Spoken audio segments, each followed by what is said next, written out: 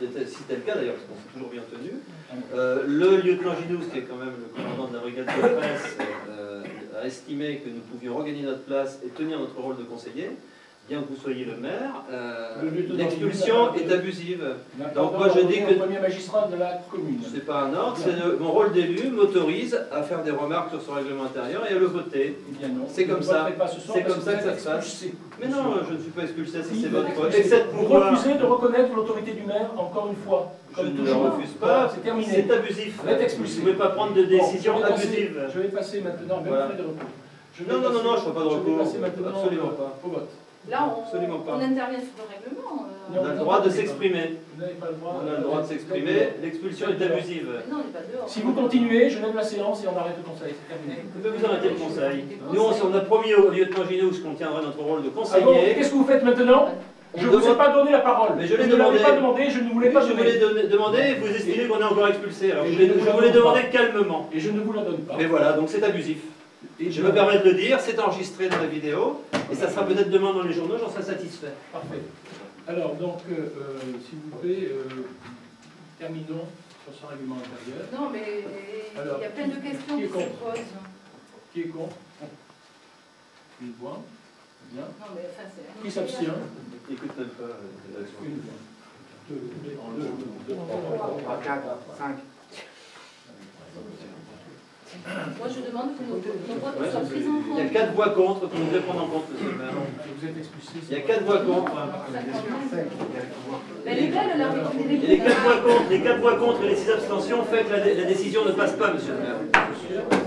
Est-ce que vous avez demandé la parole? Est-ce que vous pouvez prendre la parole puisque vous êtes expulsé? Vous ne la donnez pas, la parole. C'est normal que je la prenne. Vous devez la donner. Dans votre règlement intérieur, vous avez précisé que le maire accorde la parole à un conseiller qui en fait la demande. C'est écrit. Alors, appliquez ce que vous demandez d'appliquer. C'est la moindre des choses. Vous êtes expulsé, monsieur, vous ne prenez pas la parole et vous ne participez plus au vote ce soir. Bien sûr. Nous attendons le prochain conseil.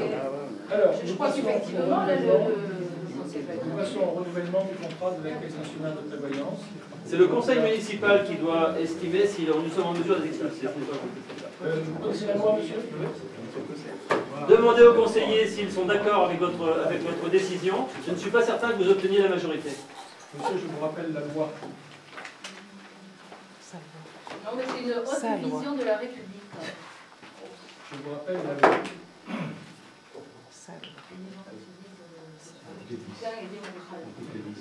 Article L.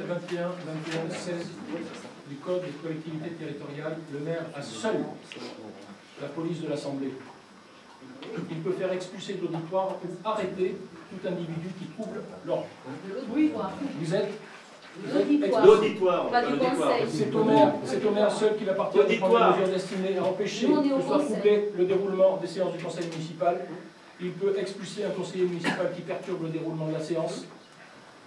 Il peut prendre des mesures qui s'imposent pour expulser de la salle du conseil un individu qui aurait refusé de sortir. Le maire peut, si le besoin s'en fait sentir, recourir aux agents de la force publique. Demandez la parole, ne perturbez pas le conseil. Terminé. Alors maintenant, vous arrêtez. Rien d'affiche, je te remarque, Jacques. Aucune. Je comprends qu'on vous gâche la vie, mais bon, en même temps, si on n'est pas d'accord, il faut l'entendre. Non, vous expulsez les gens qui ne sont pas d'accord avec vous. Voilà, c'est ça. C'est des gens qui empêchent le conseil de fonctionner. Pas du tout. Alors, le conseil fonctionne en donnant la parole aux élus. Quand ils la demandent. Nous demandons la parole, vous devez nous la donner. Vous la prenez sans l'avoir reçue. Non, je la demande. Taisez-vous, je ne vous la donne pas. Je suis bien obligé de parler pour la demander. Je ne vais pas faire des gestes surmuets pour vous dire je demande la parole. Non, je suis bien obligé de... Je la demande en parlant. Vous arrêtez ou je suspends la séance et je rappelle les gendarmes pour vous faire sortir. Vous ne savez pas ensemble ce qu'on vous dit? Vous arrêtez maintenant. Vous non plus, vous n'avez pas la parole. Vous l'appelez les gendarmes. Vous n'avez pas de la soirée. Les gendarmes nous ont dit que nous reprenions notre place. Donc c'est tout. Les gendarmes, ils n'ont pas d'ordre à donner au maire. Les gendarmes, c'est le maire qui les appelle. Les gendarmes, c'est le maire qui les appelle. Ils appellent les agents de la force publique pour faire sortir quelqu'un qui cloue. Mais ils ont fait sortir personne, vous avez bien pas remarqué. On n'est pas sortis avec les gendarmes. Ils nous ont demandé justement de parlementer, de savoir ce qui s'était passé. Après quoi, ils nous ont autorisé à reprendre notre place, et vous continuez effectivement à nous empêcher de nous exprimer. C'est donc bien vous qui empêchez le débat démocratique. C'est très net. Vous êtes expulsé de ce conseil municipal, et vous n'y reviendrez pas. Donc, vous êtes explicitement Comment ça, on n'y reviendra pas? Alors, donc, on passe à... Vous avez encore fait de l'obstruction et empêché pendant 5 minutes le fonctionnement du Conseil. Donc, renouvellement du contrat national de prévoyance, CNP. Donc là, il s'agit simplement de...